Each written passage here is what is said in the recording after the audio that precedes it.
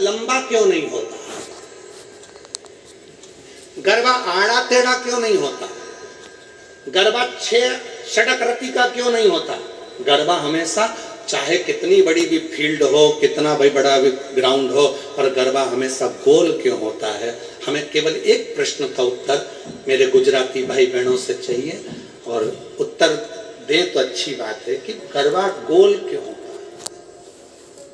और आप लोग तो करते रहे हो, और बेटा जो बुलाए माँ। अब आप लोगों में से कितने लोग गरबे में गए, जरा हाथ उठाओ जरा। नवरात्रे में गरबे में कौन कौन जाता है? सब जाते हो? धरो धरो धरो, रख लो, तुम तो रख लो। चलो, तो अब तुम लोग जाते हो तो उत्तर जरा दीजिएगा कि गरबे में गोल क्यों घूमा जाता है, कारण क्या। महाराज, चौकोर में एक सिरा खत्म हो सकता है, लंबाई में एक सिरा खत्म हो सकता है, षडाकृति में एक सिरा खत्म हो सकता है, पर गोल आकृति में कोई सिरा खत्म नहीं होता। मतलब आस लगी रहती है कि मेरी जगत जननी जगदम्बा आएगी जरूर और मेरा दुखड़ा मिटाएगी। एक आस, और वो आस कभी जिंदगी में खत्म नहीं होना चाहिए।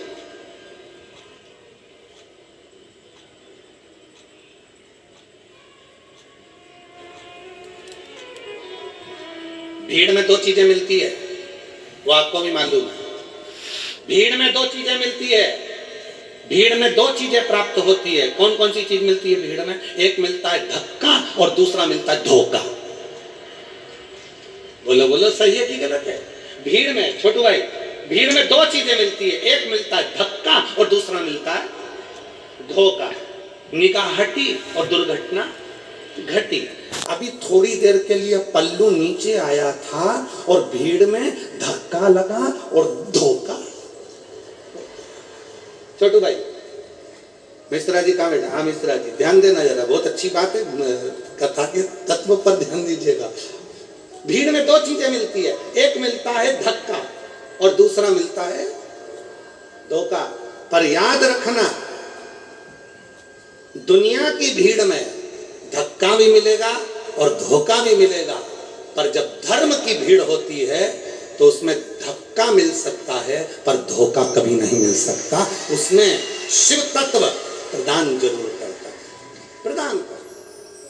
कई माताएं कहती है, गुरुजी हमारे देखो इतनी भीड़ थी, हमारी गले की चेन चली गई। अच्छा, ईमानदारी से बोलो, जो नौकरी करने वाले उनका प्रमोशन हो गया, तुम कथा सुनते सुनते पीछे से आगे आके बैठ गए, तुम्हारा प्रमोशन हो गया, पर चोटे का आज तक प्रमोशन नहीं हुआ। वो चोटा की चोटे ही लिया, उसका प्रमोशन नहीं हुआ। जिसकी चेन गई उसकी 2 तोले की ज्यादा बन गई, भगवान ने बनवा दी। मेहनत करी उसने कि अब गई, क्या करूं, रिपोर्ट भी करी मैंने, ये भी करा मैंने, वो भी करा, पर उसकी चेन भगवान ने कहीं ना कहीं मेहनत करके 2 तोले की ज्यादा बनवा दी, कृपा कर दी।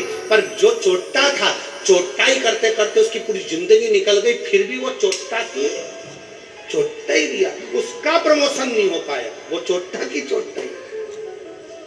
क्यों? क्योंकि उसने जिंदगी में सबको धोखा दिया है, और धोखा देने वाला कभी खुशी की जिंदगी नहीं जी सकता, वो दुख की ही जिंदगी जीता। याद रखना, भीड़ में दो चीजें ज्यादा मिलती हैं। पहले नंबर पर मिलता है धक्का और दूसरे नंबर पर मिलता है धोखा। दुनिया की भीड़ में चलोगे तो एक ना एक दिन धक्का भी मिलेगा और धोखा भी मिलेगा। इसलिए सावधान, सावधान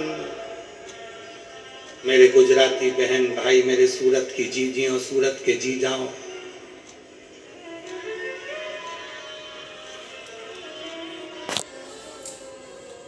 सावधान।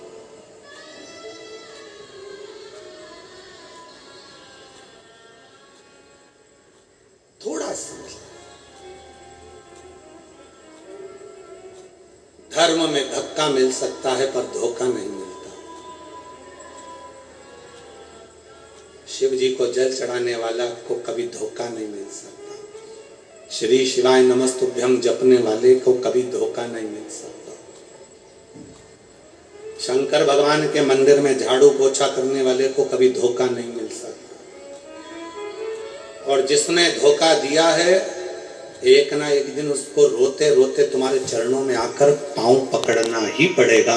अगर शिव भक्त के साथ धोखा किया, शंकर के भक्त के साथ अगर धोखा हुआ है, तो फिर एक ना एक दिन उसको चरण पकड़ेगा।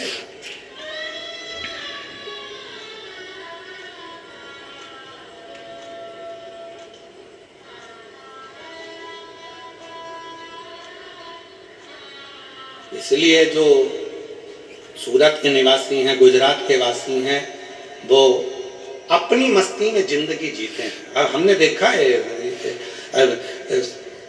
यहाँ गरबा करने वाली मेरी बहनों को, मेरी बेटियों को, मेरे बेटाओं को, मेरी जीजियों को, मेरे जीजाओं को भी हमने देखा। वो गरबा पास वाला कैसा कर रहा है उनको मतलब नहीं, वो तो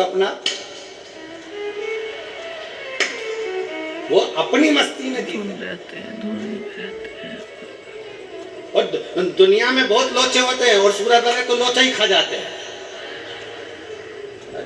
यहाँ एक खाने का आइटम भी है, क्या बोलते हैं, लोचा है।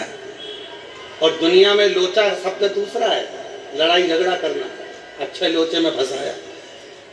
अब तो सोचो जरा, गुजरात वाले कितने भारी होंगे। यहाँ लोचे तो निपटा जाते हैं। यहाँ कोई लोचा वोचा यहाँ फालतू का चलता नहीं, या तो अपन निपटा निपटू के बैठा।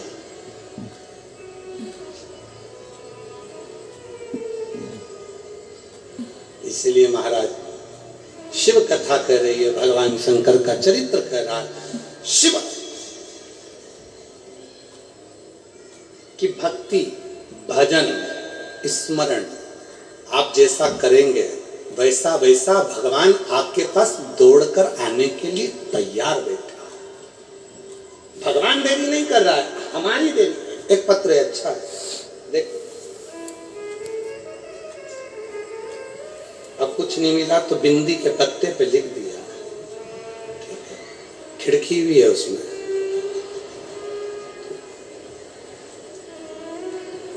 अच्छा है वो तो बिंदी नहीं भेजी, नहीं तो कह देती भैया भाभी को दे देना।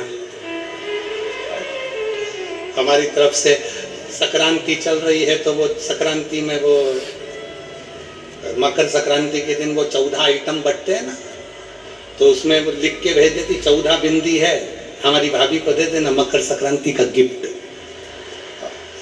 अब उन्होंने पत्र में लिखा,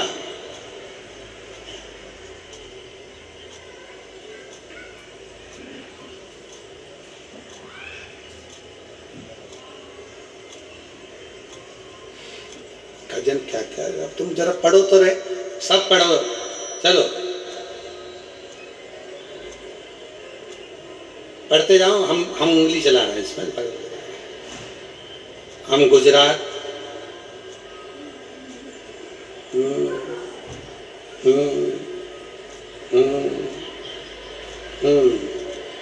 ठीक है। एक समझ में आ गया, गीता बेन और चेतना बेन और मीना बेन और पुष्पा बेन, ओ भाई इतनी बेन, गजब। मेरा मोबाइल नंबर ये है, 4 बेन नंबर 1। मैं अगली साल सूरत कथा में आई थी। हम सबने हमारे बच्चों की शादी के लिए जो कथा सूरत में हुई थी वहां पर प्रणाम कर कर बाबा से विनती करी थी। हम सबने अपने बच्चों की शादी के लिए, मतलब ये चारों बहनों ने अपने अपने बच्चों की शादी के लिए प्रार्थना करी। और गुरुजी, आज हम बाबा को धन्यवाद देने के लिए आए हैं कि हमारी सारी बहनों के छोरा छोरी की शादी हो गई, सब की हो गई।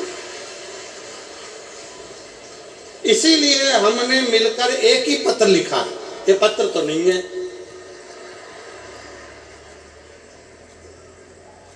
अच्छा एक लाइन वो लिखी, वो भी तुम पढ़ लो, अच्छे से पढ़ना। हम सबको एक बेलपत्र दे दो।